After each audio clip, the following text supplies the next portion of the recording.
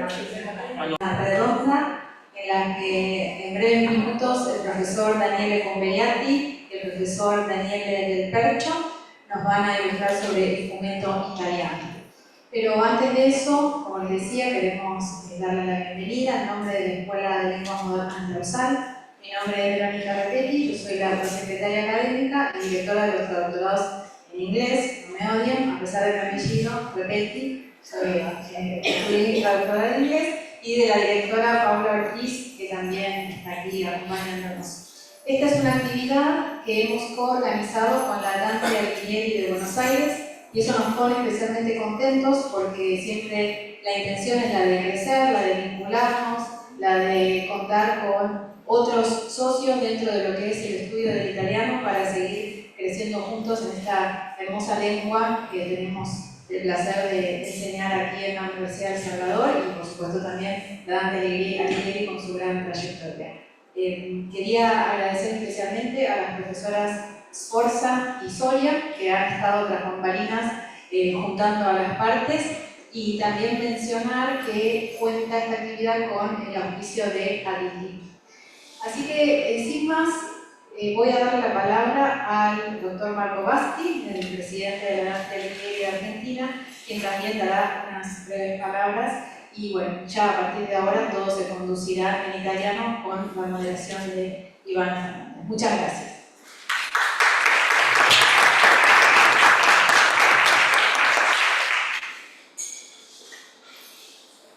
Buenas tardes, muy brevemente agradecer a la USAL, a la Escuela de Lenguas Modernas de la USAL, a la doctora Paula Ortiz, a María Verónica que nos han recibido y han hecho tanto para organizar este evento, junto con nuestros docentes, Analia Soria y Nora Sforza, Enrico Largo, que estamos por acá.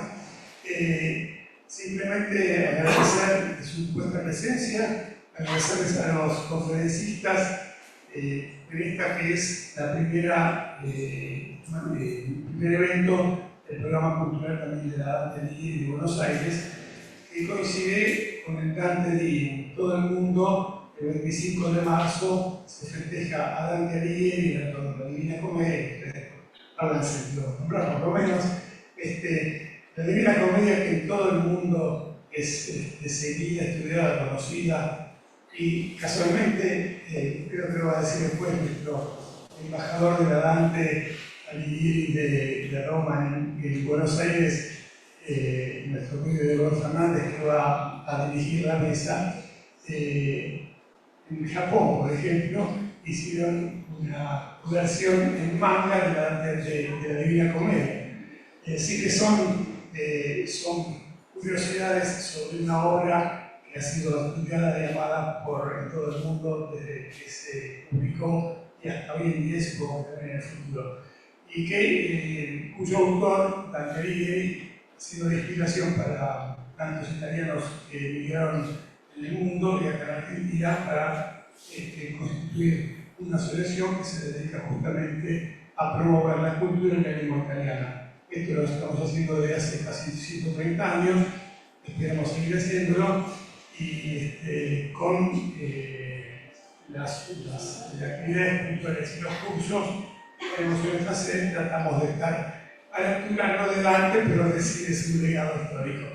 Quiero agradecer a los dos conferencistas de esta tarde, si me permite, la profesora Sforza, y si ellos no lo consideran una exageración, un abuso, y yo de Daniel del Percho, Daniele Conveliati, que nos acompañan y nos prestigian con su presencia. Así que muchas gracias y me corro a escucharlo también. Gracias.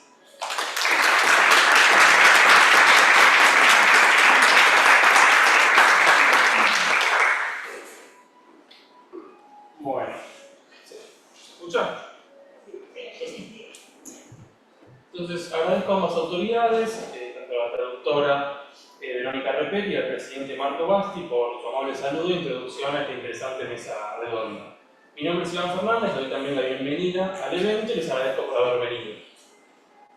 El tema que hoy nos convoca es una conversación sobre el fomento o la historieta, y la relación entre Argentina e Italia a través de esta expresión artística.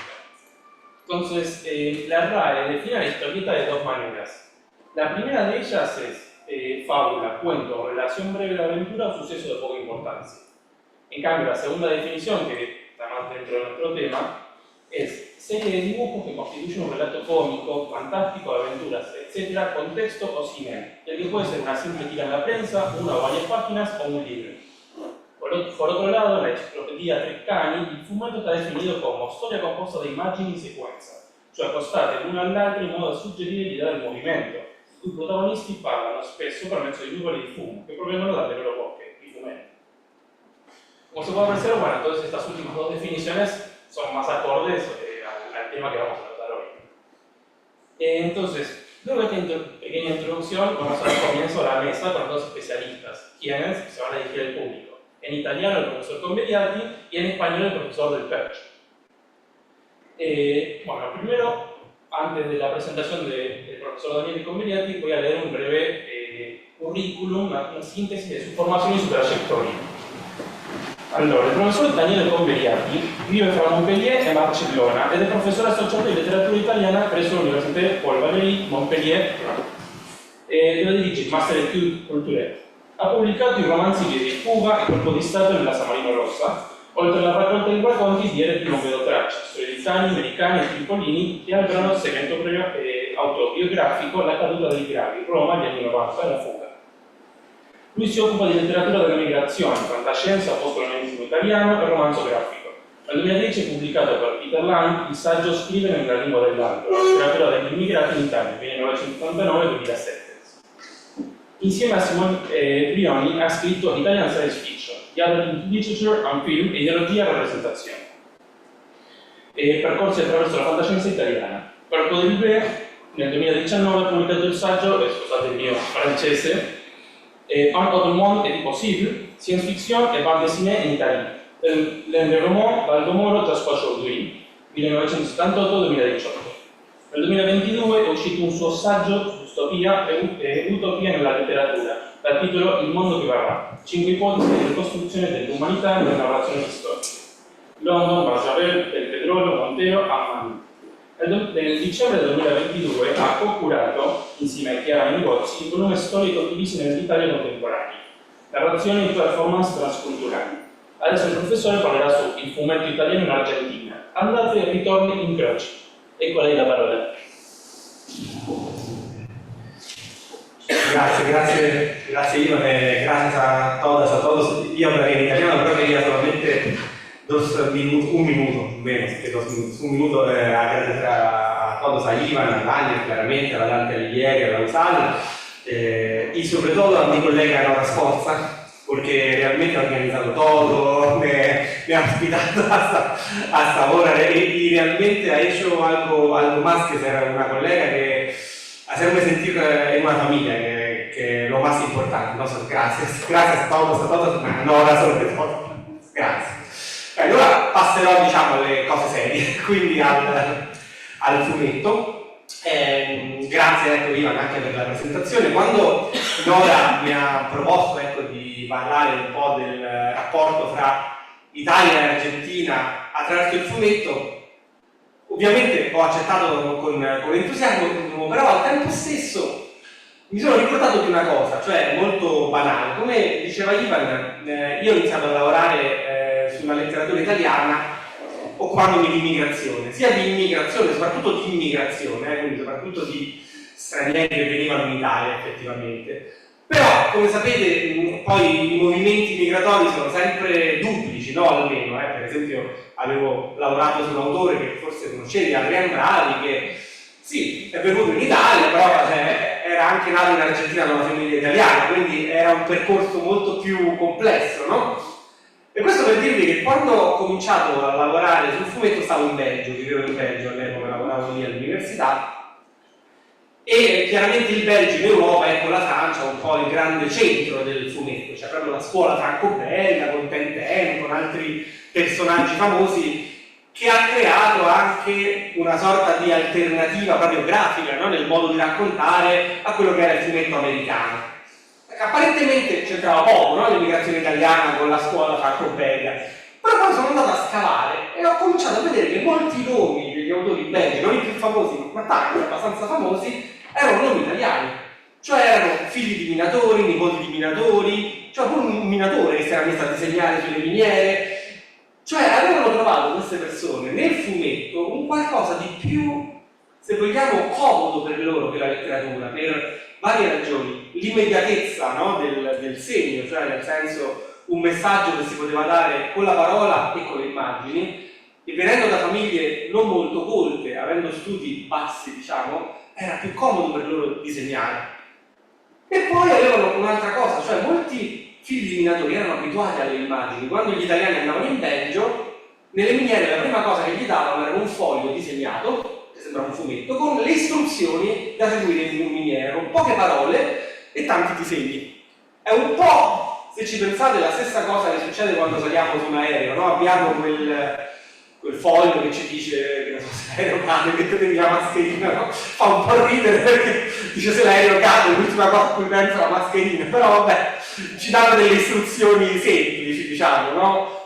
Perché stiamo magari nel panico, e loro era la stessa cosa, stanno in miniera, non sanno che fare, il disegno ci aiuta. E queste persone poi riproducevano questo disegno. Per questo quando, ecco, Laura mi ha proposto di fare il fumetto in Argentina, ho pensato, vedi, in effetti è interessante perché riprende anche un po' la mia formazione. Chiaramente la storia dei fumettisti qui in Argentina è molto diversa perché lo vedremo, il punto centrale, ovviamente il focus centrale è Hugo Pratt, però anche per altre persone si parla sempre di un'emigrazione colta, cioè di persone che arrivavano con un bagaglio culturale, a volte anche economico, molto maggiore della maggior parte degli altri emigranti italiani che sbarcavano a Buenos Aires. Poi il livello era diverso, il livello di classe. Però chiaro che c'erano alcuni punti in comune, no? Perché lo spostamento, bene o male, ha delle dinamiche comuni che sono anche interclasse sociali. Ecco, come vi dicevo, il focus sarà Hugo Pratt, ma non parlerò tanto del rapporto tra Hessel e Hugo Pratt perché ne parlerà Daniel del Tercio, quindi ne parlerà molto meglio lui, non c'è bisogno che lo dica io. Però c'è anche un prima Hugo Pratt, perché insomma, ovviamente Hugo Pratt arriva qui alla fine degli anni 40, chiaramente in un contesto dove già erano arrivati alcune persone in Argentina dall'Italia a lavorare sul fumetto. Quindi, ho messo prima Hugo Pratt per la parte andare, poi la parte più cospicua del mio intervento. Perché? Perché la persona più importante prima di Hugo Pratt, che poi è anche la causa, se vogliamo, della presenza di Hugo Pratt qui in Argentina, è questo signore che è Cesare Civita. Cesare Civita lavorava per la Mondadori, per la Rizzoli e per la Mondadori in Italia, era ebreo, quindi chiaramente nel 1938 in Italia, lo dico per chi non studia italiano, il fascismo promulgò le leggi razziali, no? Sul modello un po' della Germania nazista, quindi gli ebrei non potevano lavorare. Tra l'altro Civita lavora per Mondadori, che è un editore privato, ma è Contreras il più grande editore italiano dell'epoca, quindi ha delle connessioni con il fascismo molto forti, cioè molta ambiguità nella Mondadori. Però Civita ha una fortuna, cioè Civita lavorava in particolare con quelle che si chiamavano all'epoca le syndicates, cioè praticamente la Disney, quella che vediamo ancora oggi, no? Dava delle possibilità agli altri paesi di pubblicare i loro personaggi, quindi che ne so, Topolino, che qui come si chiama? Mickey Mouse. Mickey Mouse. Tom Mickey, in italiano Topolino, insomma tutti i vari personaggi della Disney, perché se ci fate caso i personaggi della Disney anche oggi possono essere riproposti anche con storie originali, però devono mantenere alcune caratteristiche. La Disney tiene molto che io non posso fare, che ne so, un Topolino punk che fa la rivoluzione, no? A Disney non me lo permetto, sì, oppure lo posso fare ma illegalmente, no? Se faccio il syndicate ufficiale, no, Topolino deve avere delle caratteristiche. E lui le vendeva per l'Italia e per la Francia. Quindi aveva già, come dire, un lavoro in un contesto internazionale. Infatti all'inizio Civita non viene in Argentina, va negli Stati Uniti. Va negli Stati Uniti e gli propongono di fare lo stesso lavoro a Buenos Aires. Cioè dice, vai, ti occupi dei diritti della Disney a Buenos Aires. Immaginate che Civita vive un periodo molto complesso, come potete immaginare, della propria vita. Era un personaggio importante dei Mondadori, anche con potere, si ritrova totalmente declassato. Cioè vuole andare in un posto dove vuole ricominciare da capo, ma dove vuole avere potere. È un uomo di potere, Cida, questo è interessante, ebreo, quindi in una situazione di difficoltà, ma un uomo che ha sempre avuto potere nel lavoro sugli altri. Negli Stati Uniti non ha questo, perché la Disney è di là. A Buenos Aires potrebbe avere un ruolo simile, quindi chiaramente l'idea lo alletta, no? Cioè, che bello, vado a Buenos Aires, mi rifaccio un po' il tipo di vita che facevo anche in Italia.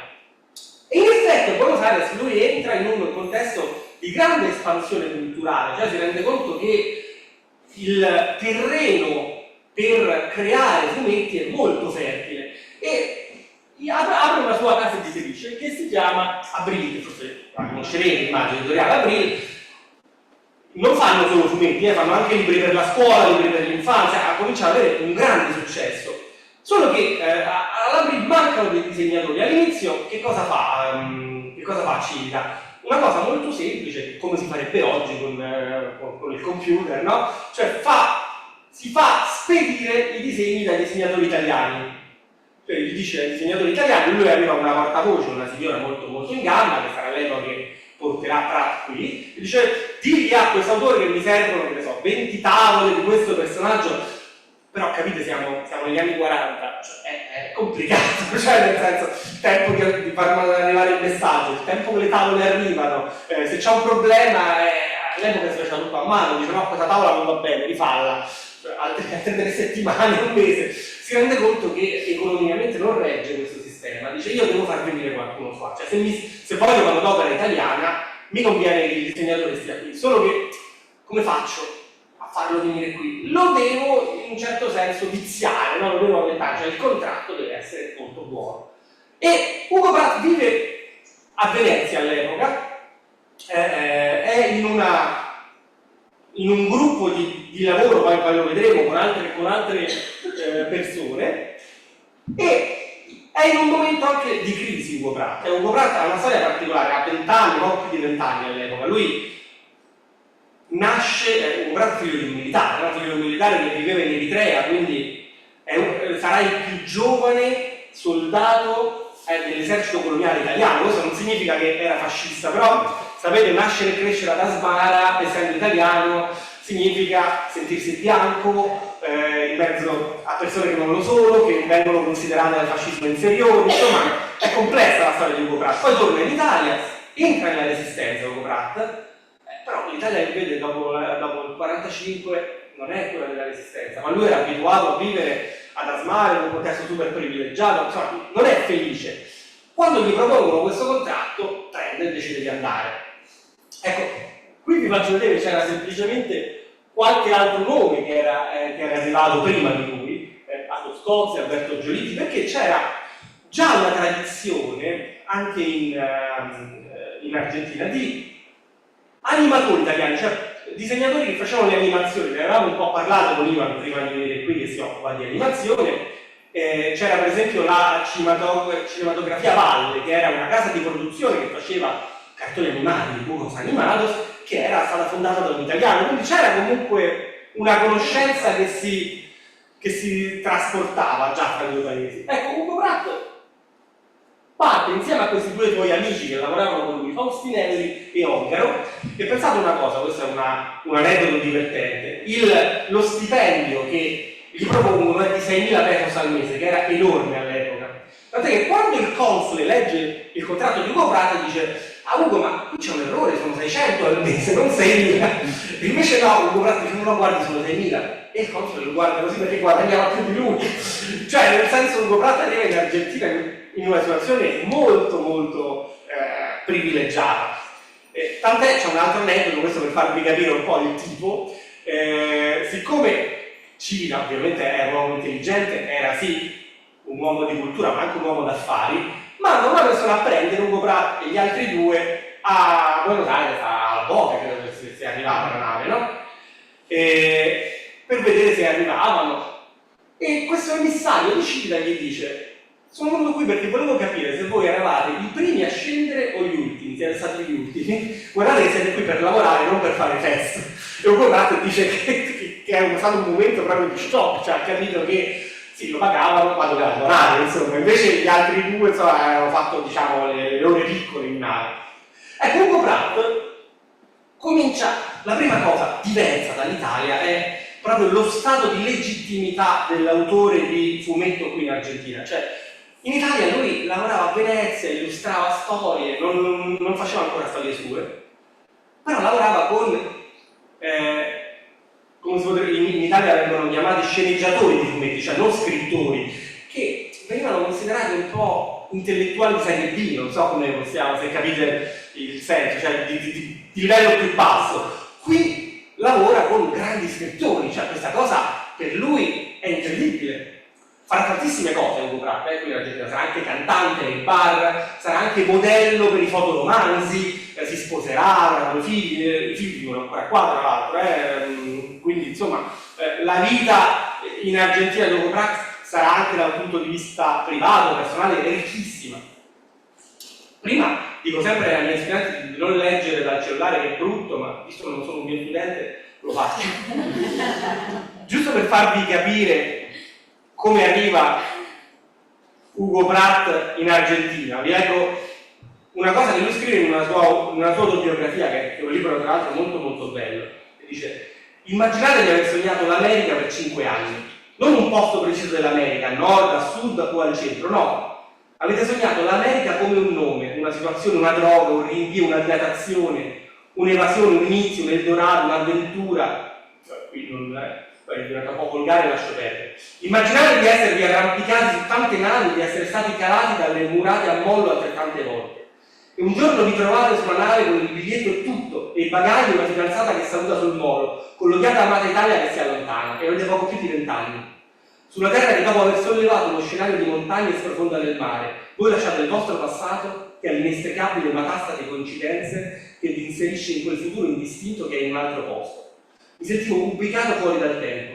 Se il presente è un'astrazione mentale per distinguere il passato dal futuro, io a mezz'aria per l'emozione, come un gabbiano sospeso immobile nel cielo, sentii il ritmo della vita. Ero in viaggio per l'Argentina, biglietto pagato e contratto di lavoro con l'editoriale Abril. Queste sono le parole di un innamorato, cioè di un uomo che è aperto alla passione, infatti si innamorerà dell'Argentina, della sua vita qui. Sono parole, vedete, che sembra di sentire, leggiamo Ugo Pratt, però abbiamo il viso di Corto Maltese, una nave, no? Infatti Corto Maltese lui lo disegnerà, lo scriverà dopo, ma la testa nasce qui, lo ha sempre detto, cioè senza Argentina non ci sarebbe mai stato Corto Maltese. Che cosa fa poi Ugo Pratt in Argentina? A parte le tante opere, ok? Credo che molte ne parlerà anche Daniel, ma un'altra cosa interessante, lui sarà insegnante con Breccia alla Scuola Panamericana di Arte, non solo, sarà anche all'Università Femminina, cioè praticamente si ritrova da essere un disegnatore bravo, ma come tanti a Venezia, a essere un nome nazionale del fumetto, professore universitario, con una vita sociale super intensa in Argentina. Non solo questo, perché no sembra che è venuto qua solo per divertirsi e fare festa e essere pagato, ma la creatività che ha fatto, sono stati 13 anni, ma di lavoro intensissimo, cioè si capiva che era una persona con il fuoco qui, con il fuoco dentro proprio. Vi leggo l'ultima cosa, quando se ne va dall'Argentina, sempre nella sua autobiografia, dice: il mio addio all'Argentina è stato un addio alle passioni, l'addio all'Argentina è stato in definitiva l'addio alla giovinezza. Quei 13 anni mi avevano portato dalla giovinezza alla maturità. Al termine della mia lunga esperienza argentina avevo perso un certo stile di vita, fatto di trasporto e spontaneità. Ero capace di relativizzare, di vedere le cose in prospettiva, di vedere chiaro i miei sentimenti. Il ritorno in Europa corrispondeva alla fine dei sogni e dei comportamenti legati alla giovinezza. L'Argentina aveva fatto di me un adulto. Cioè, vedete, è proprio un amore che finisce, ma che capiamo è l'amore che cambia la vita di Ugo Pratt. Questa è la storia d'amore che lo fa diventare adulto non solo come essere umano, perché in effetti arriva ragazzino che è praticamente ventenne, torna padre, insomma, con figli e tutto, ma anche come autore. Cioè lui sviluppa tantissime tecniche, incontra tanti scrittori con i quali comincia a ragionare anche a come il fumetto può illustrare delle tecniche narrative, perché giustamente gli vanno a parlare di arte sequenziale, no?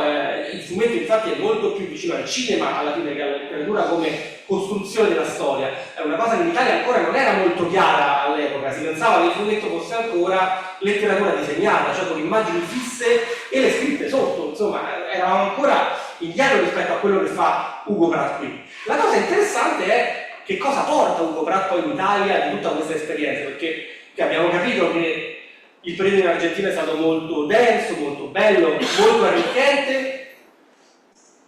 Ecco, qui vi faccio vedere giusto qualche cosina che aveva disegnato, insomma lui comincia a diventare un nome, no? Nel fumetto internazionale, però capito, insomma, Italia e Argentina sono molto lontane, lui sceglie di ritornare per vari motivi, in realtà all'inizio poi non torna subito in Italia, va un periodo in Inghilterra, sarà un'esperienza fallimentare, e quando torna in Italia Ugo Pratt va quasi in crisi depressiva, cioè perché ritrova l'Italia rispetto alla Buenos Aires che aveva conosciuto spenta, e il mondo del fumetto così effervescente che aveva visto qui era chiuso in Italia, non c'era ancora stato quel momento a metà degli anni 60 che cambierà la storia del fumetto italiano, perché questo momento c'è grazie anche a Ugo Pratt, a quello che Pratt aveva portato all'Argentina, e che questi sono i ritorni.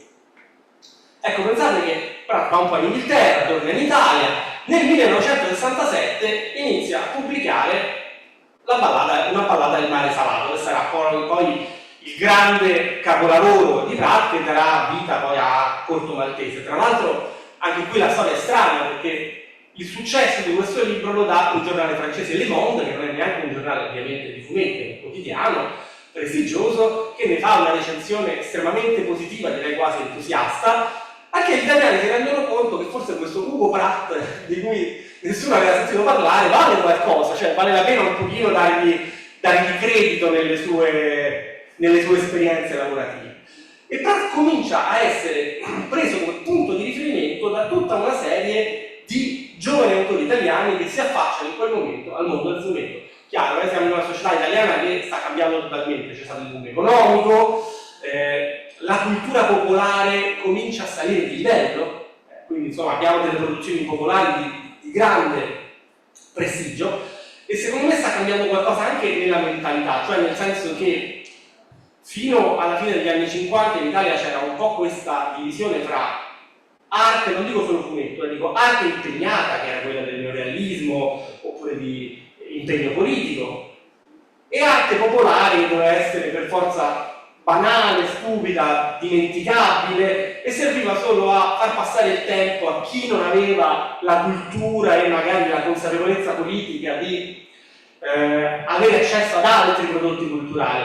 Pratt comincia a metterla in crisi questa cosa, e il boom economico anche, cioè, ci sono dei prodotti popolari di grandissimo livello, un po' quello che succederà al cinema, no? Con la commedia italiana rispetto al neorealismo, dei film chiaramente meno impegnati a prima vista, però in realtà più interessanti, perché tutti li capiscono, tutti li vedono, e affronta problematiche sociali molto delicate, molto attuali e importanti.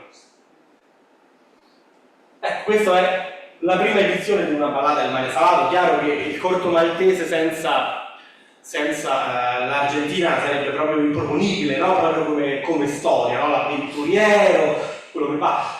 La cosa interessante è che grazie a Pratt si crea non solo una generazione di nuovi autori italiani più giovani che cominciano, non dico a imitarlo, però che cominciano a prenderlo come punto di riferimento, ma Pratt porta anche in Italia la conoscenza degli autori argentini con i quali aveva lavorato.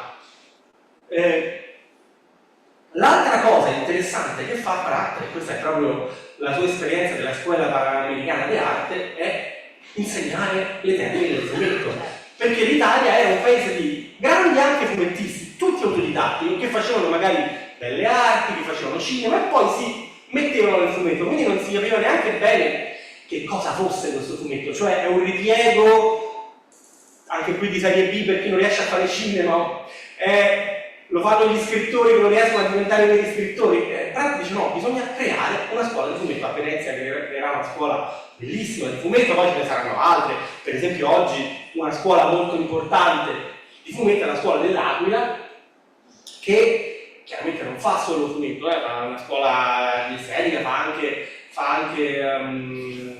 cinema, scenografia, e il fondatore è Storaro, che ha vinto il premio Nobel, l'Oscar per la fotografia, insomma. Quindi insomma, voglio dire, ormai si capisce che il fumetto può ambire a livelli altissimi. Altra cosa importante di quell'epoca, i grandi scrittori più intelligenti, devo dire, cominciano a scrivere fumetti, a farli pure loro. Pasolini, che è un caso particolare, comincia proprio a disegnare lui i fumetti, ne fa uno solo, però sui suoi diari Pasolini dirà che le ultime cose che vuole fare, poi perché chiaramente muore e non avrà il tempo di portarle a termine, sarà un grandissimo libro di fumetti, sarà una cosa che non porterà a termine, però lui disegna e scrive un bel fumetto con i personaggi che sono un po' ripresi da Totò, Ninetto, Tavoli, che poi pubblica a fine anni 60. E in effetti nell'ultima parte della carriera Pasolini non farà altro che scrivere Petrolio, senza mai finirlo, e disegnare. Lui aveva una piccola casa vicino a Roma e andava tutti i fine settimana in questa casa per disegnare, quindi cercando anche un modo di mettere insieme queste due passioni. Buzzati scriverà e disegnerà romanzo a fumetti, che è un capolavoro. Vittorino sul Politecnico sceneggerà un fumetto. Pensate che anche Zavattini negli anni 30 aveva fatto un fumetto di fantascienza. Noi conosciamo Zavattini come il grande teorico del neorealismo, lui scrive un fumetto di fantascienza negli anni 30. Quindi questo per dirvi che comincia in Italia a non esserci più vergogna nel dire beh sì, ho scritto un fumetto, ho disegnato un fumetto, lo fanno Buzzati, Pasolini, poi ne parlerà Umberto Eco. Insomma, ci saranno anche grandi intellettuali che cominceranno a parlare di fumetto, no? Sarà famosa la frase di Umberto Eco che dirà beh io ogni giorno mi leggo un po' della Bibbia, un po' della Divina Commedia e un po' di Land Dog, che è un fumetto popolare italiano, no? Per dire che tutto può essere allo stesso livello. Ecco, altra cosa importante, nasce, non sul pulso di Hugo Pratt, però capendo un po' quello che Hugo Pratt aveva fatto in Italia, questa rivista che si chiama Linus, che sarà la prima rivista seria di fumetti, che non è una rivista per bambini in Italia. Questa è il primo numero, rivista che attiva ancora oggi, molto bella. Non c'ha solo fumetti al 100%, ha anche dei racconti, dei saggi, però insomma ha dei fumetti di livello. Ecco, Masotta prenderà spunto da Linus in Argentina per questa rivista Letteratura di Bucara, che è, vedete, questo è il primo numero, anche solo la copertina ci dà subito il senso di un livello altissimo, anche come disegno, come concezione, cioè si è capito che il fumetto è uscito dall'era dell'infanzia e questo sarebbe stato impossibile senza l'esperienza di Pratt in Argentina. Quindi questo che porta dall'Argentina, in questo senso il ritorno è stato fondamentale, cioè è come se a un certo punto sveglia gli italiani, ricordate che non è che il fumetto deve rimanere a essere il bambino piccolo per far divertire il pubblico, noi possiamo fare dei capolavori con il fumetto, tanto li fa, con una ballata del mare salato, non è solo teoria, e poi comincia a mettere scuole, riviste, insomma tutto un gruppo che si crea intorno a Pratt. Ci sarà Crepax a Milano, per esempio, che prendeva Pratt come punto di riferimento, anche se Pratt lo detestava, ma insomma queste sono le inimicizie tra artisti. Ecco, questo è qualche aula da tango, no? Che è un'opera di Pratt bellissima, bellissima. Vedete, vi ho messo questo semplicemente perché riesce a fare delle immagini talmente ricche e dense, praticamente utilizzando come parole solo le onomatopee, cioè neanche facendo parlare i personaggi, però al tempo stesso c'è più in questa tavola che in molti romanzi magari che leggiamo. Insomma, ha veramente una capacità narrativa che senza aver frequentato dei grandi scrittori non avrebbe mai avuto. E questi grandi scrittori col fumetto li trova solo qui, non li trovava in Italia. Ecco, qualche incrocio, perché poi chiaramente cosa succede? Pratt può essere considerato quelli che Pascal Casanova, la teorica della letteratura, chiamava i passeur, no? Le persone che fungono da tramite tra una cultura e l'altra. Lui è talmente importante, talmente fondante che chiaramente Pratt poi ti apre un mondo, no? Te lo leggi e poi ti vai a leggere tutte le persone che ha frequentato, eccetera, eccetera.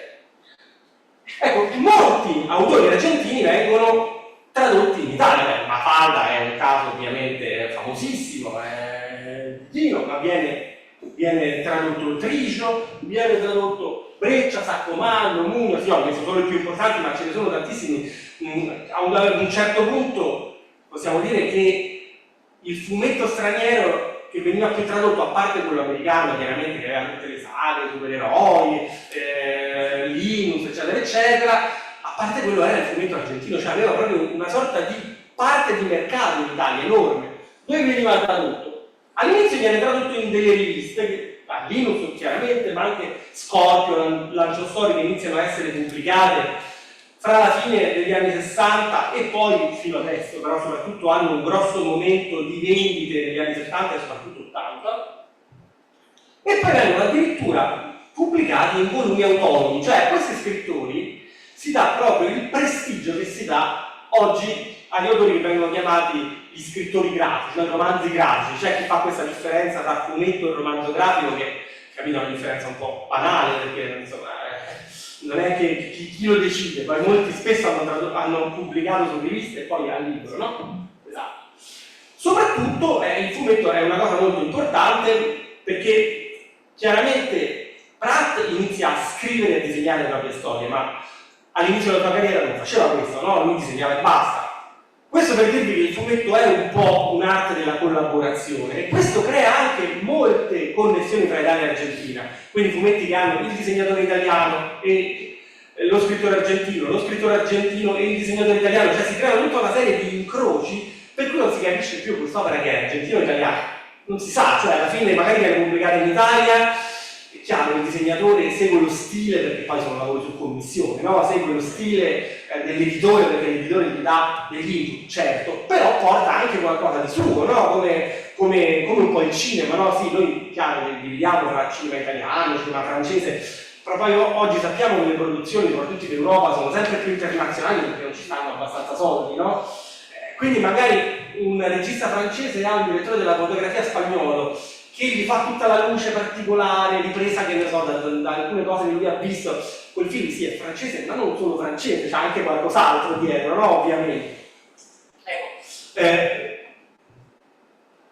Un'altra cosa interessantissima che è uscita invece più recentemente è che la casa editrice Cosmo che cosa ha fatto? Ha creato una collana con il titolo I grandi maestri della historietta. Allora, questa cosa che fa Cosmo è particolarissima, nel senso che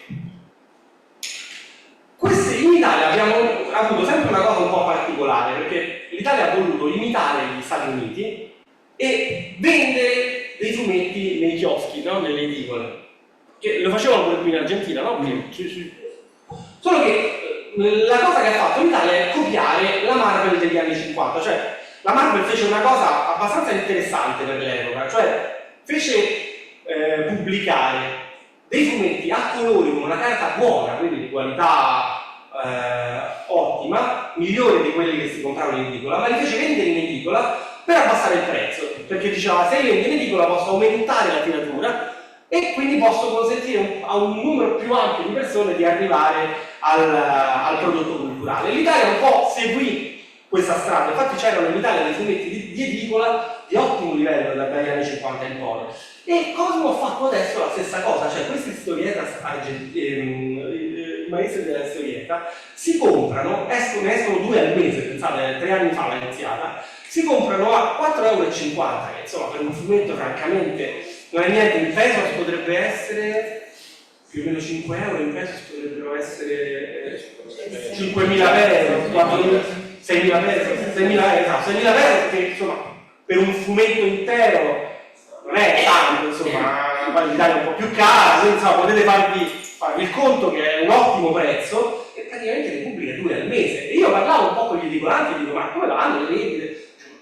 Se li comprano tutti, cioè è una cosa incredibile, proprio io ce n'ho 15 la domenica mattina, chiudo all'1, me ne è rimasto uno per mio figlio che non lo voglio vendere perché se lo vuole leggere lui, quindi hanno trovato ancora oggi, vedete, questa grande formula che funziona. Ecco, questo chiaramente senza Pratt non sarebbe mai stato possibile, perché evidentemente abbiamo un marchio. Io ho ricomprato l'Eternauta, per esempio, che l'avevo perso qui, che è uscito, capito? 4,50 € era abbastanza incredibile.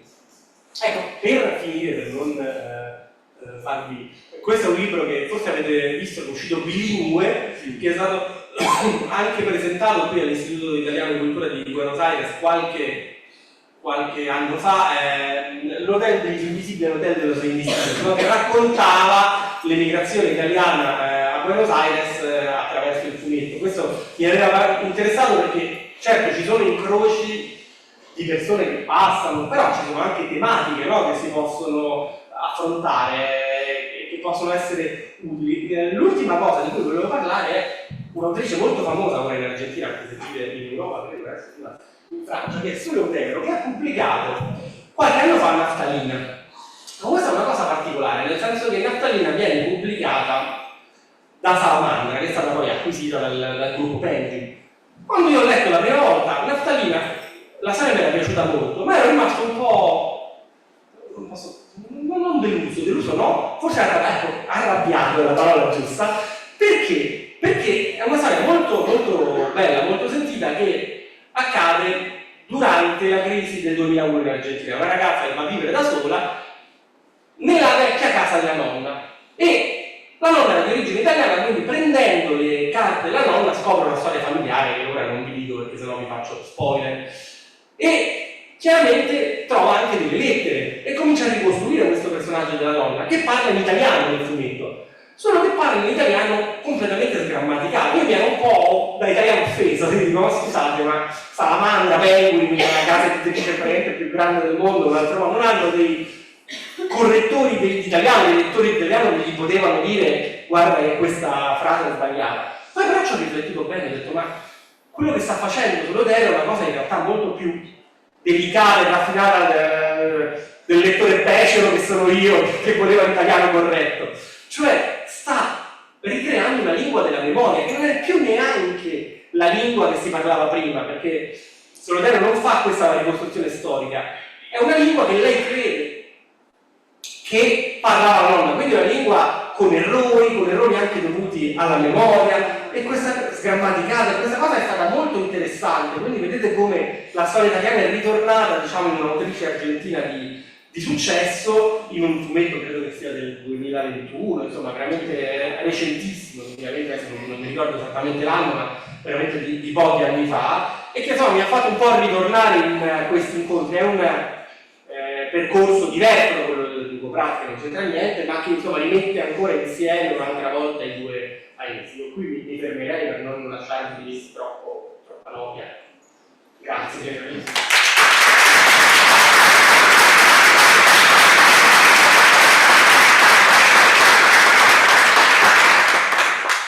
Interessantissimo questo Converiati, è veramente per me è molto interessante questo tema, anche quello che tu dicevi di come si vede il fumetto e anche forse il cinema di animazione come di serie B, no? Come che non è letteratura, è più una cosa per i bambini, ma che diciamo ogni anno ha un pubblico più importante, no? Sì.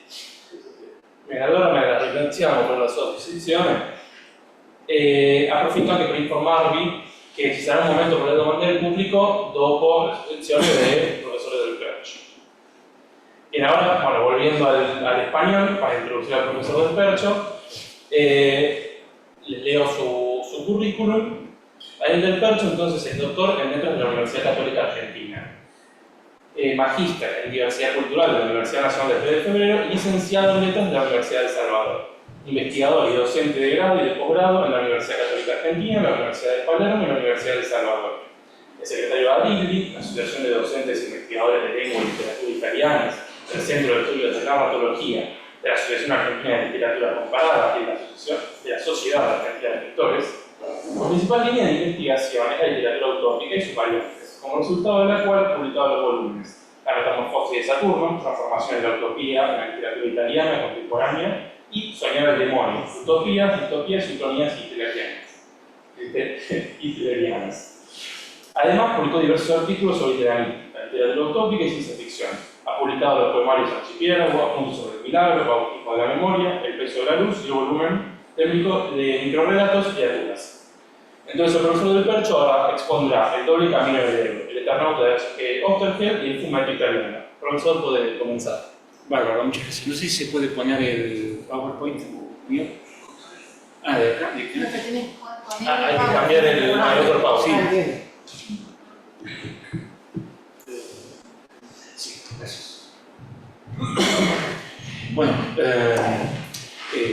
felicito a mi tocayo por su exposición, realmente muy interesante y muy minuciosa, abordando un montón de aspectos de esta correspondencia entre el fomento italiano y la historieta argentina. Interesante que aparte se haya usado mucho aquí la palabra historieta, que es algo así como una palabra casi en desuso hoy, reemplazada por el término cómic y a veces erróneamente por el término novela gráfica, que en realidad indica otra cosa, ¿no? El cómic es el episódico, mientras que la novela gráfica es un libro integral. Pero bueno, interesante, gracias. Interesante el tema, vamos a proceder un poquito al principio.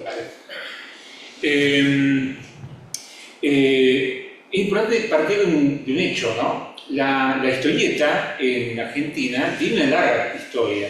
De hecho, uno de los primeros superhéroes de la historia, si me permiten el término, fue Patoruzú, 1928, ¿no? Es decir, que obviamente es un poco lo que acá comentaban, es un poco una historieta para chicos, pero evidentemente esto ha habido una evolución y de hecho los trabajos de Pratt y Oesterheld es una historieta de calidad literaria. De hecho, no voy a concentrarme en el Eternauta, pero para que se dé una idea un poco del impacto en Europa, no solamente en Italia, se considera dentro del ámbito del cómic que el impacto del Eternauta en Europa fue similar a la llegada de Borges a Europa, ¿no? O sea, a lo que podemos llamar la cultura del cómic, el Eternauta es lo que fue ficciones, ¿no? en Europa, ¿no? Un impacto muy grande. Es interesante preguntarse por qué este tipo de cosas, ¿no? Bueno, en realidad quizás una de las primeras cuestiones es que en el Eternauta de Oesterheld vemos el nacimiento de un arquetipo. Algo que sucede pocas veces en una obra literaria o en una obra de ficción, ¿no? Porque encontramos un tipo de héroe muy particular, ¿no? Más teniendo en cuenta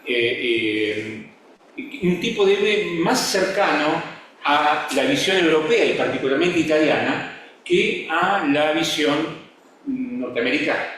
Interesante esto de las polarizaciones porque distintos autores, por ejemplo, Bronstein, por ejemplo, un gran teórico belga, justamente, él distinguía ya en un trabajo que hizo en la década del 90 el sistema del cómic, el sistema de la historieta, que existían en el mundo 4 grandes centros de producción de cómic: Estados Unidos, Japón, Europa, básicamente Francia, Bélgica y Italia, quizás un poco menos que Francia y Bélgica, pero en esa línea, y Argentina. O sea que ya hay una impronta de peso justamente del cómic nacional fuerte, lo cual es curioso porque en general los adictos al cómic, vamos a usar esa palabra, más jóvenes, suelen ser muy lectores de manga y poco lectores de historieta nacional. Esto es un fenómeno que merecería un estudio aparte. Bueno, ¿por qué decimos justamente que sería el nacimiento de un arquetipo? Fíjense que hay toda una visión, podemos decir, icónica del Eternauta, prácticamente instalada en nuestra cultura, ¿no? A tal punto que quiso ser aprovechada políticamente en ciertos momentos, ¿no? Aprovechamiento que no funcionó porque, bueno, no viene al caso ahora entrar en esos detalles. Pero la imagen del héroe solitario caminando entre las calles llenas de nieve y destrucción, vestido con un traje de buzo improvisado, es un ícono.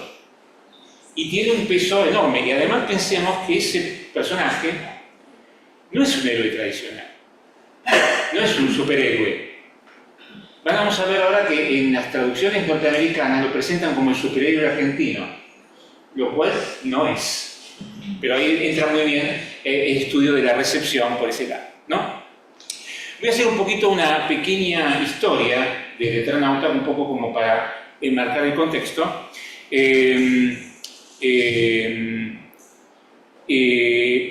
La primera versión del Eternauta, como saben, salió en una revista semanal, Hora Cero, entre el periodo 1957 y 1959, en episodios más o menos de 3 páginas, y los primeros salían coloreados, lo cual era un lujo en la época, ¿no? Y hoy también, porque en general la historieta argentina no utiliza el color, cosa que en cambio en Italia es muy frecuente. Y bueno, parte de la belleza del corto maltés tiene que ver con la coloración, que es una artista que trabajaba y colaboraba con Hugo Pratt, que hizo, que añadió el color, ¿no? que tiene un impacto muy importante. Hay una segunda versión dibujada de Eternauta con cambios en el guión muy importantes que hizo Breccia justamente en 1969, que se publicó en la revista Gente. Es una versión poco conocida, de hecho hoy circula solamente una edición editada por Poligüe, ahí, que es bastante polémica porque tiene mucha impronta política. De hecho, por ejemplo, si uno compara la edición original con esta, va a encontrar, por ejemplo, que los militares en la edición del 57-59 son valerosos y luchan por la supervivencia de la gente del país. En la edición de 1969 son malvados, traidores y buscan acomodarse, digamos así. O sea, acá nuevamente hay un cambio de contexto y de ideología del autor que marcó mucho su última etapa. De hecho, el último cómic que dibuja, que guiona Oesterheld es La invasión de los Antartes, que ya planteaba cosas tremendas desde el punto de vista ideológico, ¿no? Además, en esa obra, Rusia y Estados Unidos son malísimos, más malos de lo que son en realidad, y en cambio los pueblos africanos son avanzadísimos. Es una visión utópica que, bueno, lamentablemente no sucedió. También por esa época, y esto es mucho menos conocido, Oesterheld y Solano López dibujan una historieta para chicos en formato de álbum que se llamaba Platos Voladores al Ataque. No sé si alguno quiere ver un objeto vintage, como lo llaman hoy. Bueno, ese es uno. Esto salía en unas figuritas que salían con las figuritas de estrellas de fútbol de aquella época, de los años 70. Y claro, fue tal el peso de esta historieta que salió como secundaria para acompañar la figurita de fútbol, que terminó teniendo mucho más peso que la figurita de fútbol, ¿no? Que eran todos, bueno, cracks de la... Hay un dato interesante también que tiene que ver con la iconicidad del fumetto, y es que prácticamente en todos los ámbitos el dibujo que predominó es el de Solano López, que vamos a ver algunos casos. Acá tenemos un contraste entre 3 ediciones del Eternauta, ¿no? Ahora vamos a ver un poco por qué es este contraste, ¿no? Predominó esta, la del traje de buzo con la máscara redonda, pero la edición de Breccia, por ejemplo, del 69, reemplaza esa máscara de buzo por una máscara antigás, como las que se usaban en las trincheras de la Primera Guerra Mundial. Curiosamente, en Francia y Bélgica, esa imagen pegó más fuerte que la de buzo. Obviamente por toda la historia de la Primera Guerra Mundial asociada con las trincheras de Verdún y tantos otros lugares terribles de la Primera Guerra Mundial. Por lo que las imágenes que vi, la serie que va a salir en Netflix dentro de poco, busca hacer como un mix de ambas. Y parecería ser que ese icono, que es la máscara de Eternauta, tiene un poco una combinación de estas dos, ¿no? Como que buscó hacer este híbrido ahí. Bueno, quería marcar acá algunos aspectos de la recepción del Eternauta, ¿no? Ahí ven tres escenas similares, ¿no? La primera tira de arriba es la edición original. Como toda obra en cómic episódica, ¿qué tiene que tener un cómic episódico? Un riasunto antes. Es decir, tiene que haber toda la síntesis previa que recuerde, que reponga la información del anterior, ¿no? Cuando se edita como novela gráfica en el año 62, que es la primera edición en novela gráfica, es decir, todo el cómic junto, ¿no? Hubo que reemplazar eso porque ya no tenía sentido, con lo cual lo que leemos en un libro, en una novela gráfica, no es lo mismo que lo que salió exactamente en episodios. Y justamente reemplazaron eso con un dibujo, agregándole profundidad a la calle y un cartel que decía Monte Frondizi, contexto de la época, ¿no? En la edición de abajo es la edición italiana de Foffi, que es esta, una edición bastante reciente.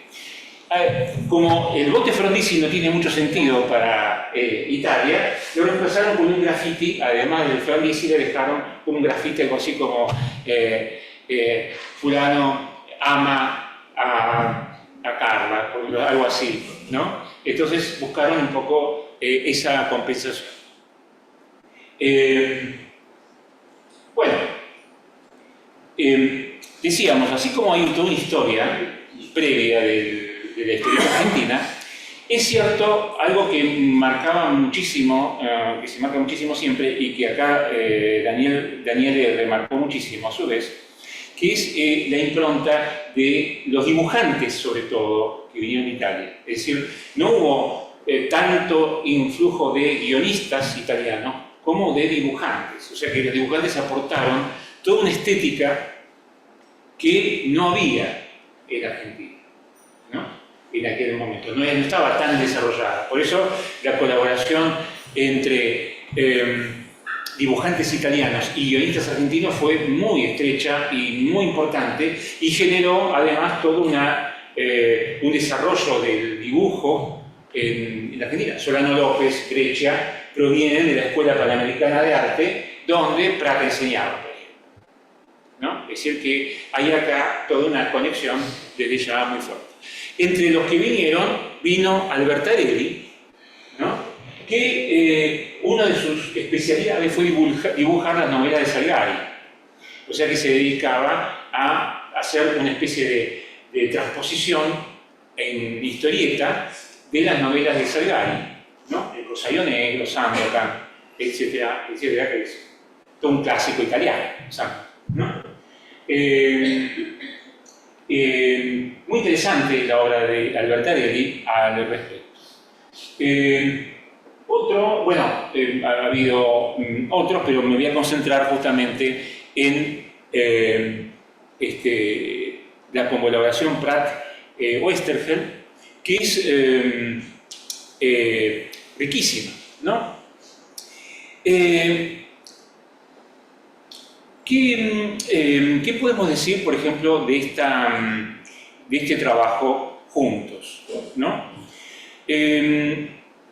El campo semántico de las obras de Pratt-Oesterheld es en muchos casos el de la guerra, ¿no? O sea que de diferentes modos. O sea, hay un contexto o un campo de acción común vinculado con la épica de la guerra.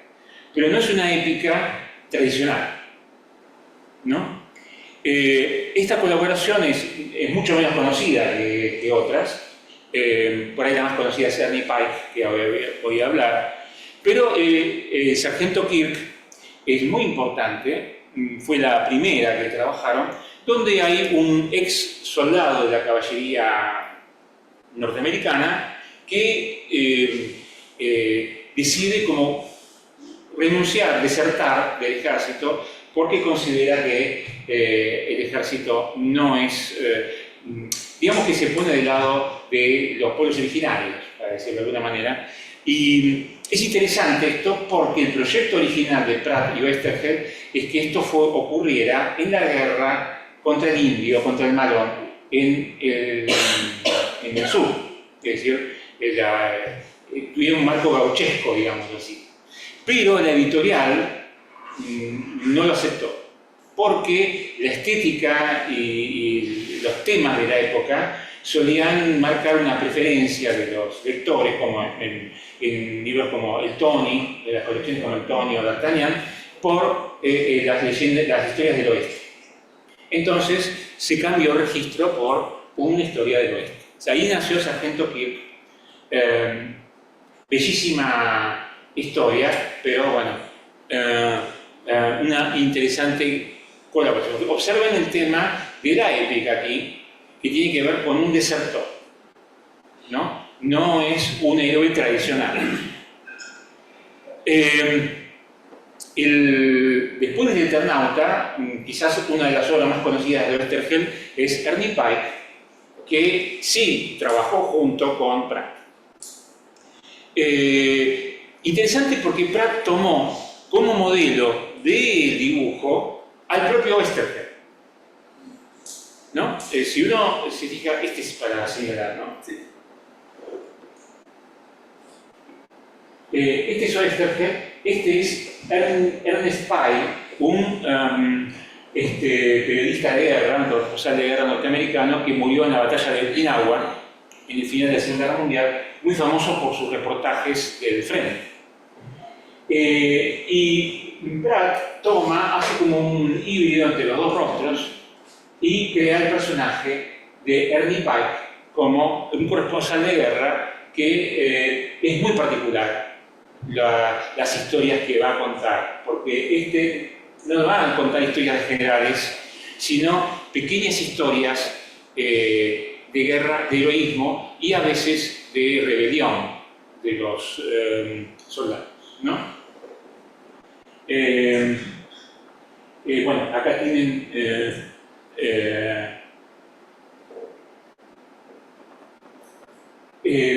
bueno, acá hay una imagen, este es Hugo Pratt, ¿no? Y acá tienen algunas de los trabajos de Pratt posteriores a dejar Argentina, ¿no? Bueno, el Puerto Maltés, observen el tema del color, ¿no? Y bueno, es una colaboración con Manara, que es una línea más bien erótica de trabajo de me había olvidado de poner una imagen acá, porque uno de los temas favoritos, donde transcurren muchas historias de Ernie Pike, es el frente italiano de la Segunda Guerra Mundial, ¿no? Que obviamente Pratt conocía lamentablemente muy bien. Entonces hay muchas microhistorias. Por ejemplo, hay una que yo recuerdo muchísimo de un conductor de tanque inglés que en realidad era africano, era de una colonia africana, con lo cual había aprendido a manejar tanques y todo, pero tenía toda su cosmovisión africana y disparando contra los alemanes mata a una mujer, una civil, y él quiere honrar el alma de la persona que murió innecesariamente, y sus superiores no se lo permiten. Él se rebela y muere fusilado por traidor, ¿no? O sea que va marcando, insisto, toda una visión, y marco mucho esto de la épica, van a ver un poquito por qué ahora. Bueno, vinculado con toda esta historia, importante repasar el Eternauta, antes de ir un poquito a qué pasó con el Eternauta fuera de Argentina, ¿no? No necesito decir, esta es historia conocida, la mencionó también Daniel con mucho detalle, que la relación Pratt-Oesterheld en un momento dado se rompe de una manera bastante fuerte, quedaron en muy malos términos, y Pratt deja la editorial y deja Argentina, y con lo cual nos hemos perdido la posibilidad de ver el Eternauta dibujado por Pratt, ¿no? Hubiese sido, hablando de ucronías, ¿no? Hubiese sido un tema interesantísimo, ¿no? Imaginar cómo puede haber sido el Eternauta dibujado por Pratt. Pero esta separación, no obstante, mantiene una cuestión fundamental que une a los dos autores. Los dos autores comparten el mismo imaginario épico. Y en el corto maltés y en el Eternauta subyace el mismo imaginario épico, con diferencias notables en la forma. Porque claro, una cosa que Pratt nunca hizo, o por lo menos no hizo en sus obras más importantes, fue explorar en el fantasy. Cosa que Oesterheld, en cambio, trabajó desde aquí en adelante, trabajó mayoritariamente el fantasy, ¿no? Y normalmente el tema de la invasión. ¿Cómo es que Oesterheld llega a este tema de invasión? Hay muchas discusiones. Hay todo un debate, por ejemplo, en el ámbito de los estudiosos del Eternauta, de si la novela de Robert Heinlein, Starship Troopers, es un plagio del Eternauta, o el Eternauta es un plagio de Starship Troopers de Robert Heinlein, que salieron el mismo año, 1957. No fue un plagio de ninguno de los dos. Lo que pasa es que Heinlein y Oesterheld se conocieron en Buenos Aires, tomaron un café juntos en la Avenida de Mayo y charlaron sobre proyectos de invasión. Porque les cuento, Starship Troopers transcurre en Buenos Aires. Es una invasión que empieza por Buenos Aires y el enemigo nunca es descubierto cuál es la cabeza del enemigo.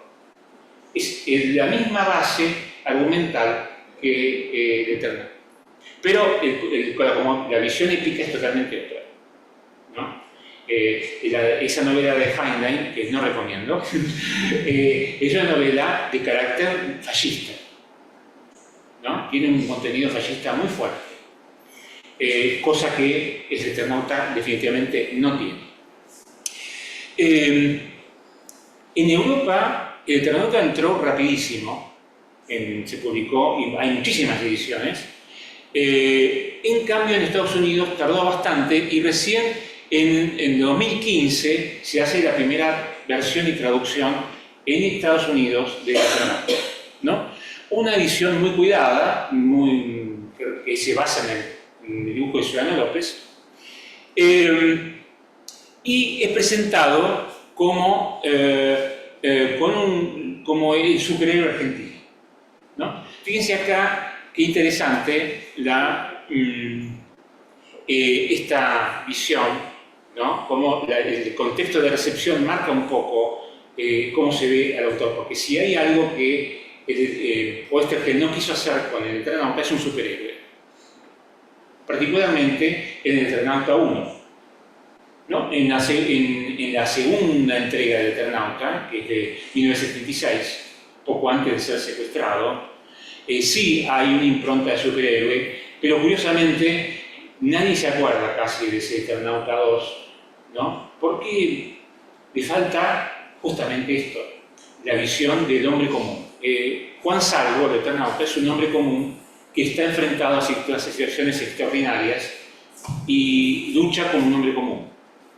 No tiene ningún superpoder, salvo su voluntad de sobrevivir y sobre todo de salvar a su familia. O sea que es un héroe desde el punto de vista épico bastante poco común, ¿no? Bueno, esta es una página para los curiosos del Eternauta norteamericano, ¿no?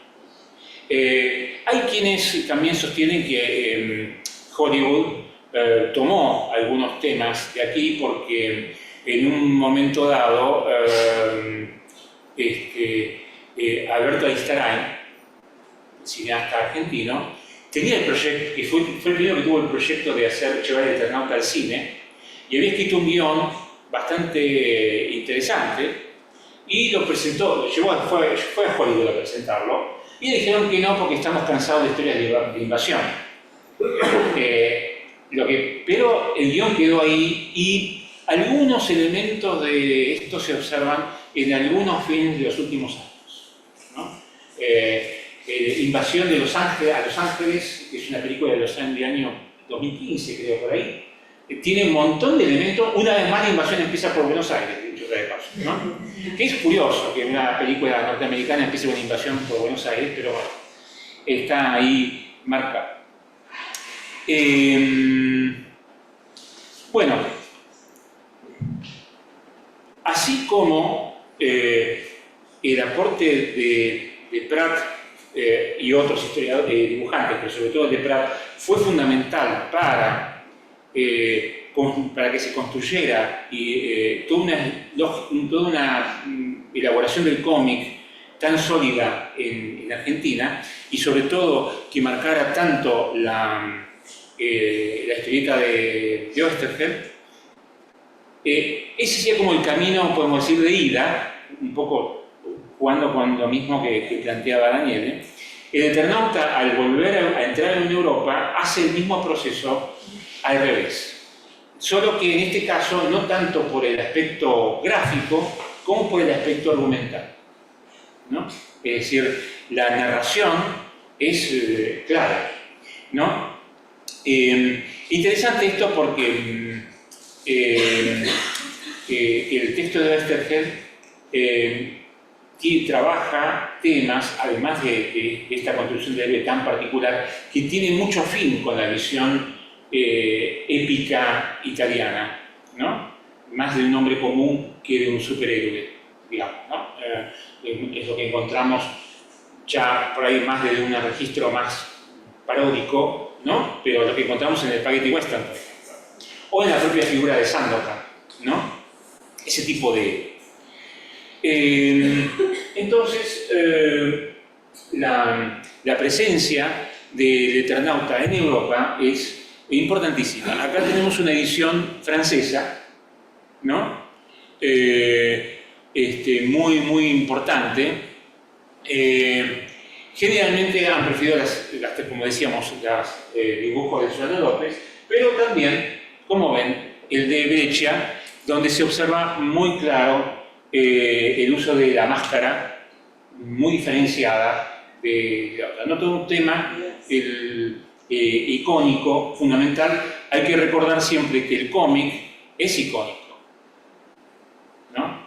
Entonces, más allá de que el guión es fundamental, como en toda obra, pero la iconicidad es clave, ¿no? Es decir, podemos llegar a prescindir hasta del texto en un cómic, pero nunca de la iconicidad, que es clave para la narratología del cómic, ¿no? Bueno, importante marcar, ¿no?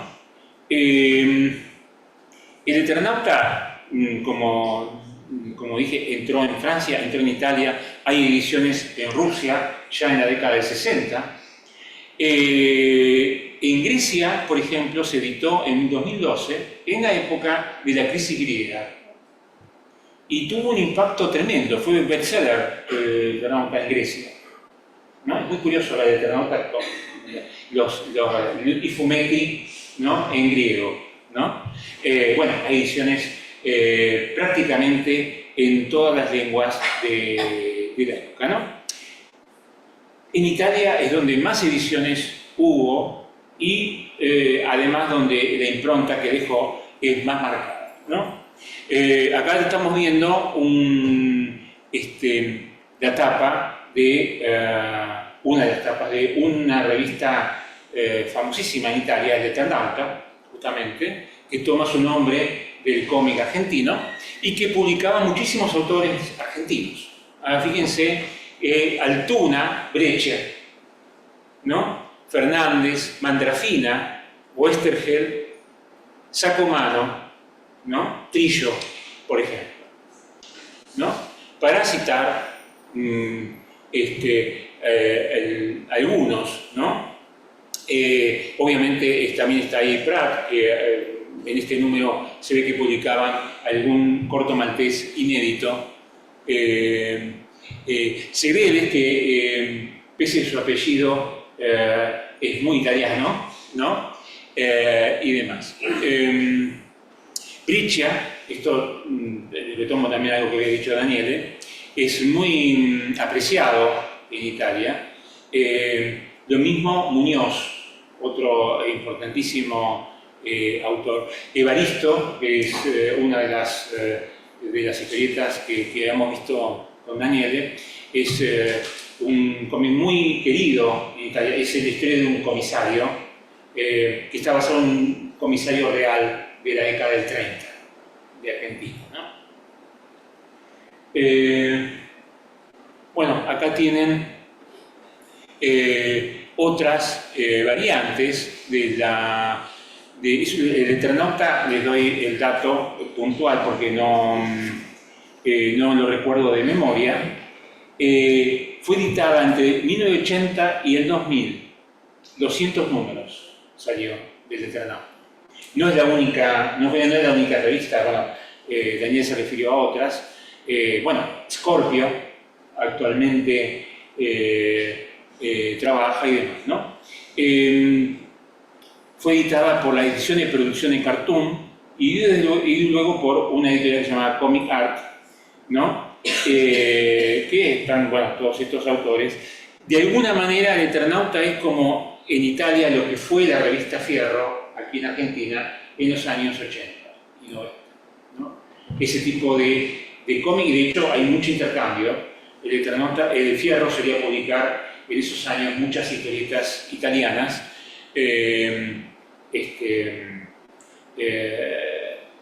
Pratt, por ejemplo, o Serpieri, que tiene un registro más de ciencia ficción, ¿no?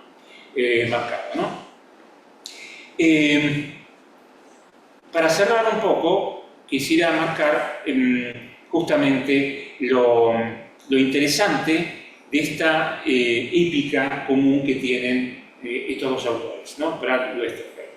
Desde lenguajes distintos. Así como Oesterheld explora la invasión en clave de ciencia ficción, Pratt explora la aventura, ¿no? La típica novela de aventuras. Pero los dos son, no son figuras que tengan una capacidad sobrenatural o demás, ¿no? Son dos figuras comunes, ¿no? Pero que viven y que tienen mucho vínculo con su cultura, ¿no? Yo siempre recuerdo de La balada del mar salado de Pratt, por ejemplo, un frame, una página magnífica donde el corto maltés va camino al cautiverio porque lo han secuestrado un grupo de bandoleros, ¿no? Y todo el dibujo del cómic es este viaje que está haciendo con estos bandoleros a caballo por la estepa.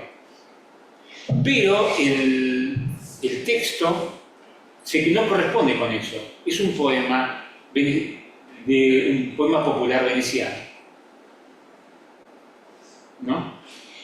Que al final de la tira hay otro que le dice: ¿qué pensi? Le pregunta, ¿no? Que estaba como abstraído y no me estaba acordando, dice, de Venecia.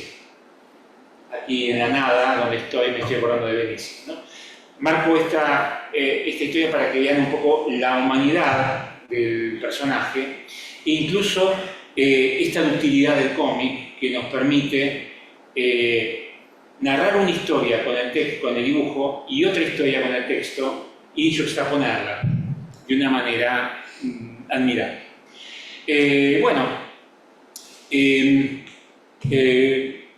Para cerrar, simplemente marcar un poco de...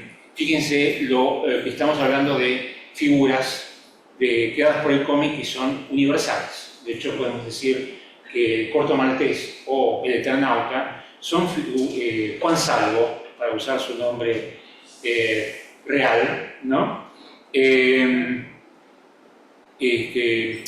Han adquirido un carácter universal, ¿no? Y es muy interesante cómo lo han logrado, porque en los dos casos son figuras absolutamente representativas de la cultura de la que provienen, ¿no? El corto ¿no?, de Venecia, y Juan Salvo de Buenos Aires, ¿no? Y sin embargo tiene esta universalidad, quizás porque pudieron reflejar de una manera muy precisa el mundo desde su lugar, ¿no? Entonces cuando uno lee El Eternauta, no sé si todos aquí lo han leído, pero es una experiencia interesante leer el primero por lo menos, cuando uno se encuentra con la defensa en la cancha de River, la batalla de la General Paz, o la glorieta de Barracas de Belgrano, ¿no? O el bombardeo del Congreso. Bueno, a uno se le eriza un poco la piel, ¿no? Porque digamos, estamos ante justamente la universalidad de la resistencia, ¿no? Ante un enemigo que en El Eternauta nunca le veremos el rostro. Siempre vemos a los esclavos del enemigo, nunca al enemigo, ¿no? Es toda una metáfora del poder que, no sé si lo tengo por acá, sí, hay una afirmación de Goffredo Foffi, que es el editor de esta última edición de El Eternauta, comenta, y con esto voy a cerrar. Bueno, voy a leer en la traducción mía, dice lo siguiente: Juan Salvo se confiesa y relata propiamente a él, Oesterheld, con el fin de que su trabajo de divulgación sobre su propia historia ponga en guardia a la humanidad.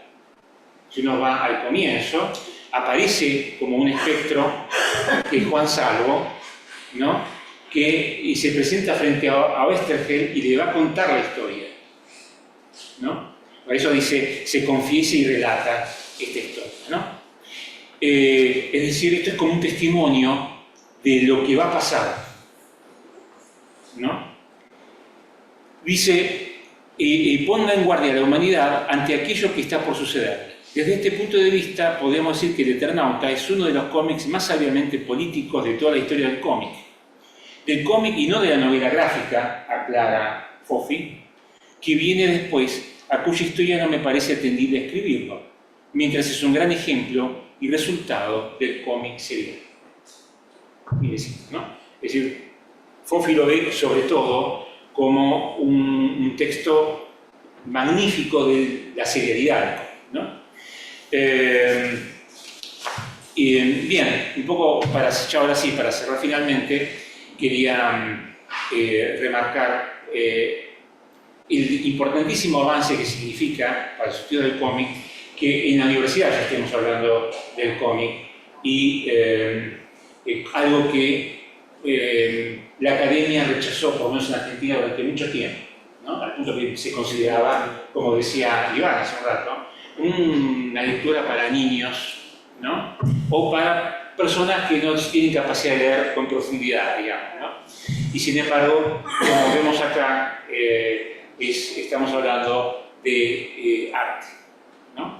Bueno, con esto cierro. Muchas gracias a todos.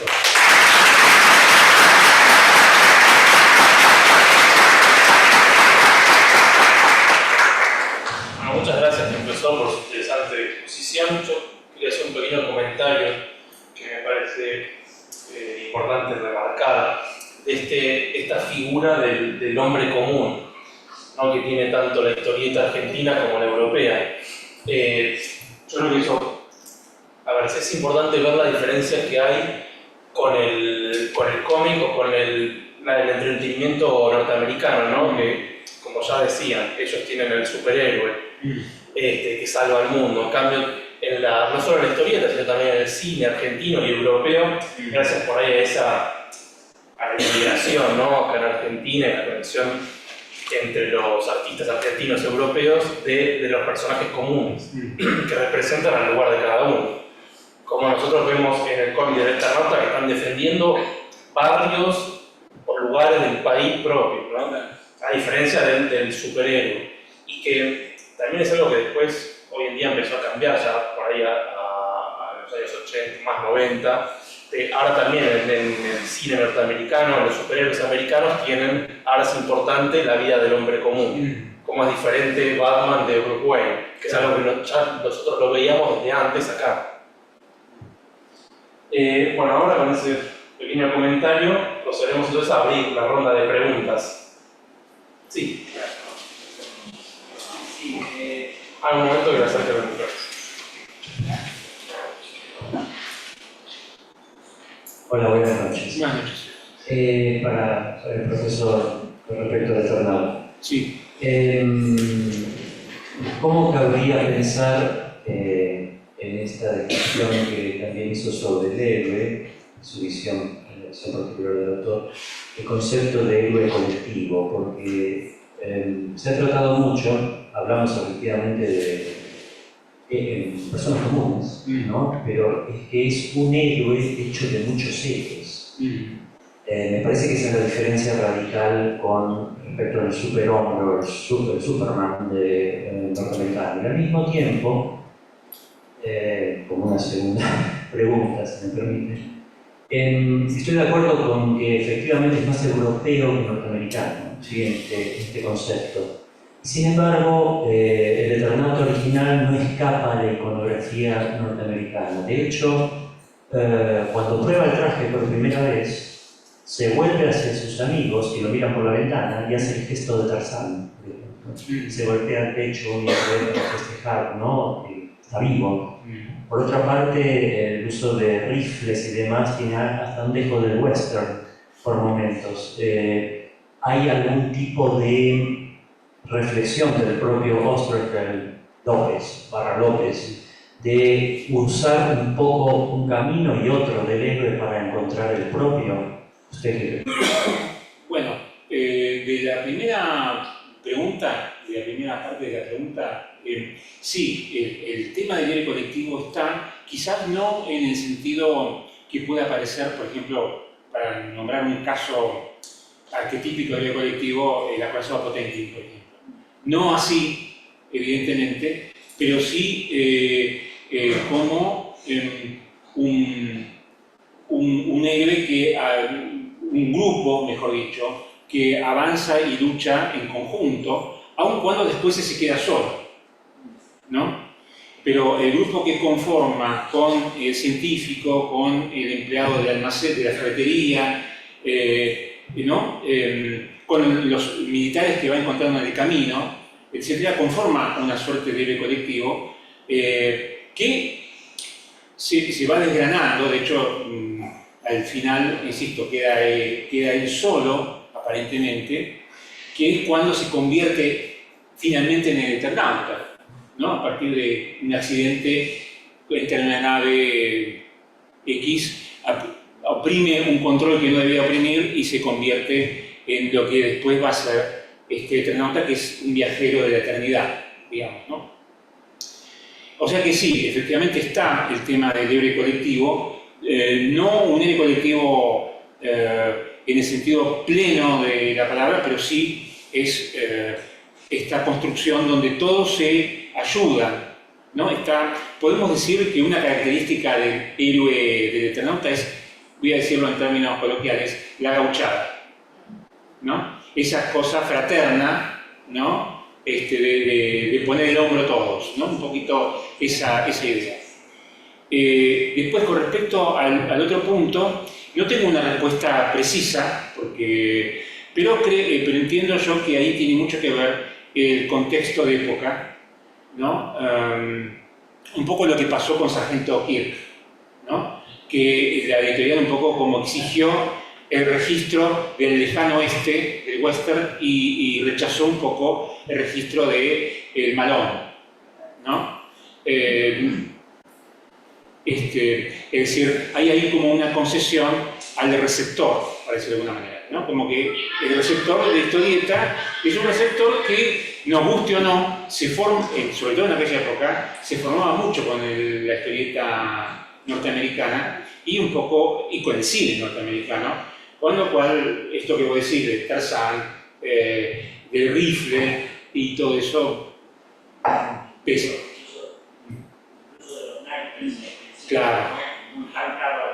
Claro, bueno, todo pasa mientras están jugando al truco, No, ahí hay un dato nuestro, ¿no? Porque les cuesta cuando fuera. Pero... Sí, sí, sí.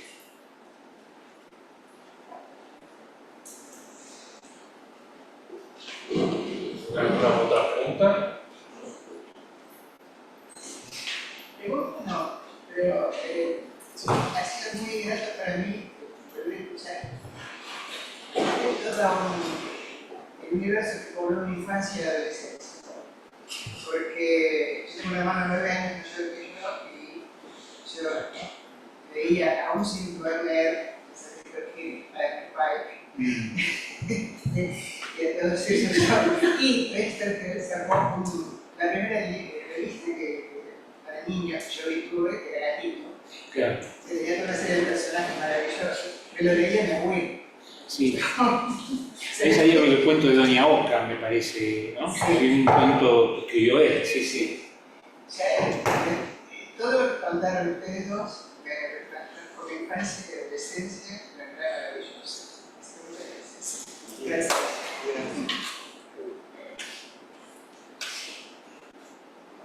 Y entonces aprovecho yo también para hacer otro comentario que me parece interesante, a ver qué piensan ustedes de la conexión que tiene la historieta o el fumetto con el cine.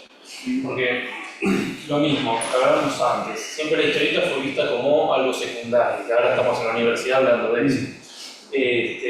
Y cuando también el cine se apoyó mucho en la historieta, los principios del cine de animación eran siempre los historietistas, terminaron haciendo películas animadas. Y tanto en esa época como hoy en día, para hacer una película, uno primero tiene que hacer un cómic de la película, tiene que hacer el storyboard. Entonces, ¿cómo ven ustedes por ahí esa conexión que tiene la historieta haciendo algo tan gráfico con el cine? Gracias, Iván. Interesante porque antes Daniel había hablado de Milo Manara, ¿no? Efectivamente Milo Manara ha trabajado con Fellini, ¿no? Ha hecho un histórico de una película de Fellini. Entonces, a Italia las relaciones eran muy estrechas. Yo creo que Fellini ha sido el primero a poner cómic y películas al mismo nivel. Si lo hace Fellini, que ha ganado Oscar, etcétera, claramente tiene un prestigio, ¿no? Porque, allá lo que se pasa últimamente, he visto que muchos dibujadores, muchos historietistas hacen también cine, no solamente cine animado, bueno, Zero Calcare, por ejemplo, ¿no? Ha hecho cine, creo que ha pasado también aquí a Netflix, ¿no?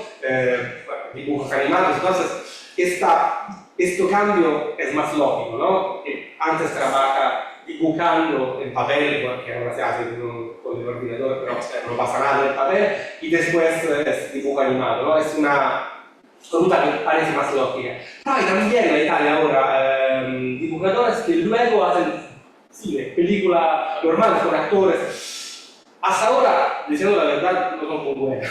Igor ha hecho una peli hace unos años con Tony Servillo, el actor de La Grande Belleza, ¿no?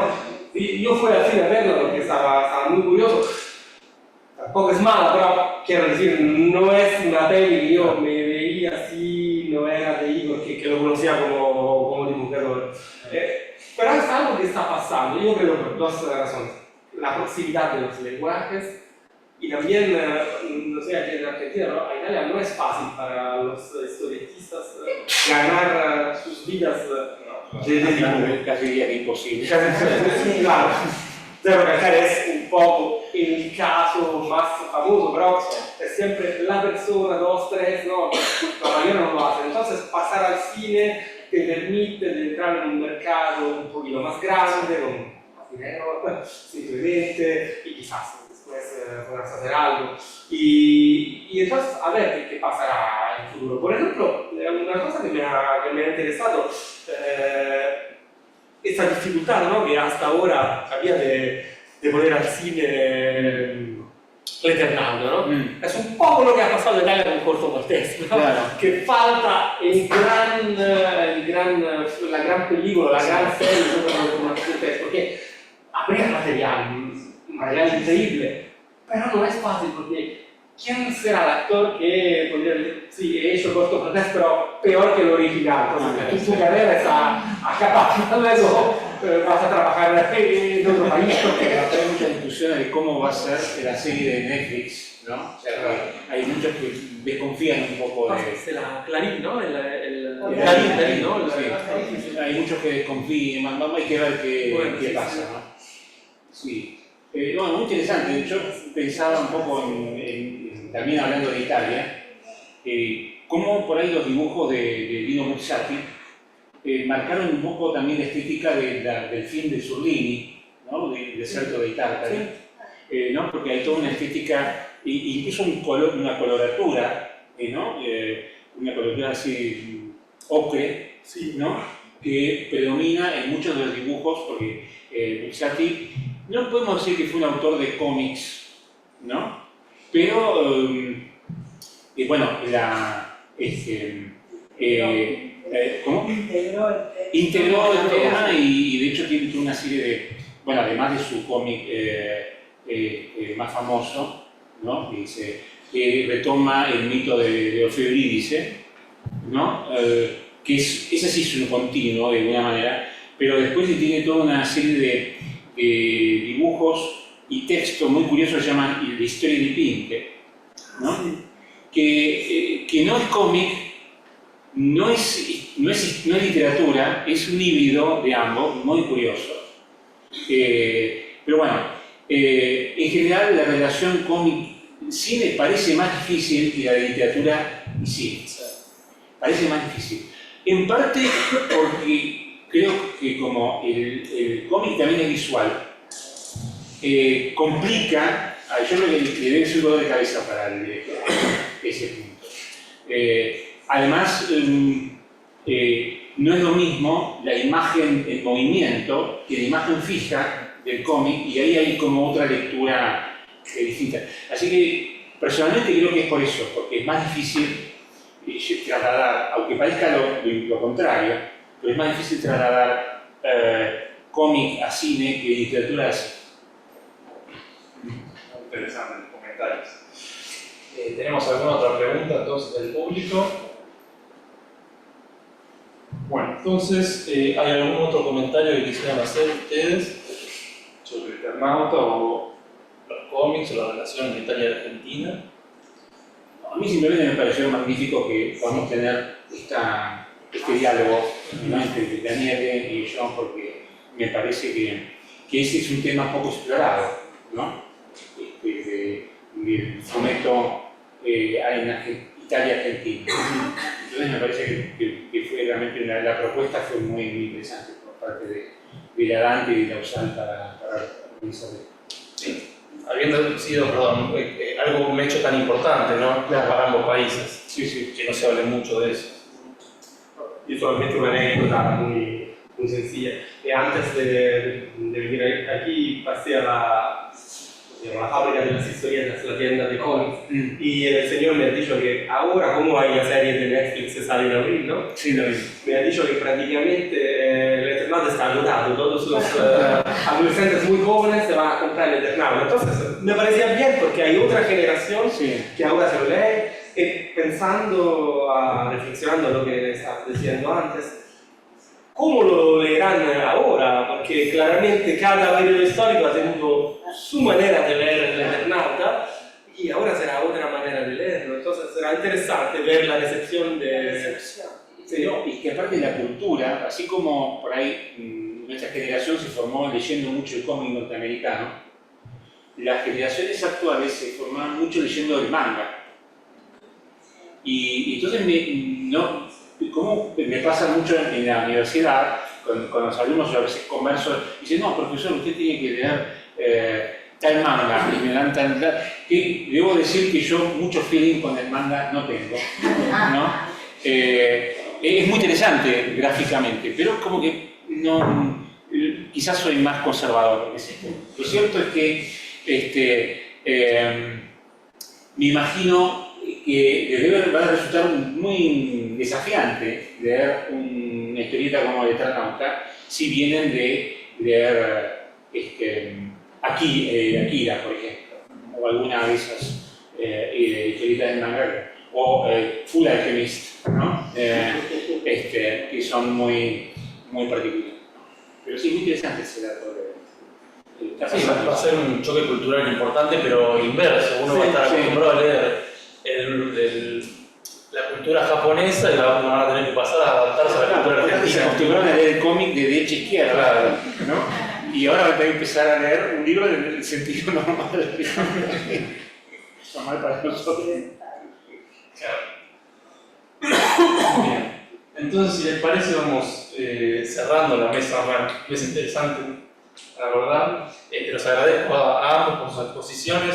Muy interesante el diálogo también que se generó por ellas. Bueno, agradezco también a ambas instituciones, a las autoridades de las instituciones, tanto de la Dante Alighieri como de la Universidad de El Salvador, por habernos invitado y haber preparado esta mesa. Bueno, y por supuesto también al público, ¿no? Por haber venido y haber participado, quienes lo hicieron. Entonces, ya damos por concluida la mesa, sino antes unas palabras de la directora Victoria Repetti. Sí. Bueno, muchas gracias a ambos disertantes, gracias Iván por la moderación. Ha sido muy interesante, yo aprendí muchísimo, no sé ustedes, pero yo realmente aprendí mucho de ambas exposiciones y del intercambio.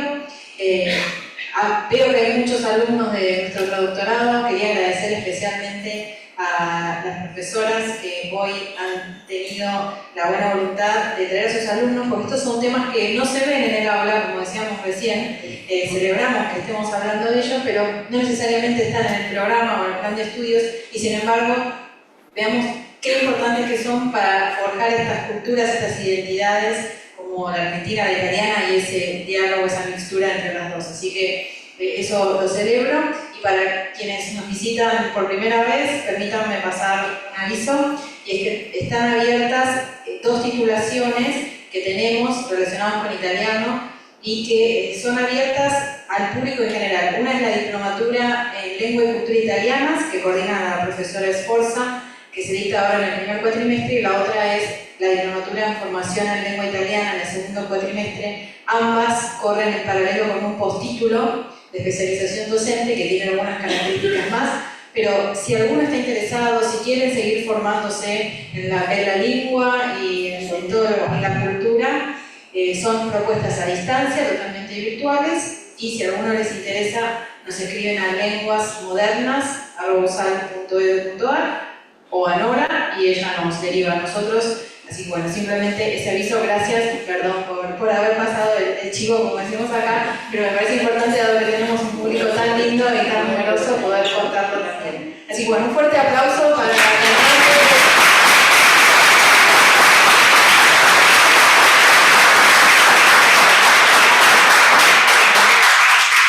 esperamos reencontrarnos alguna otra vez. Gracias.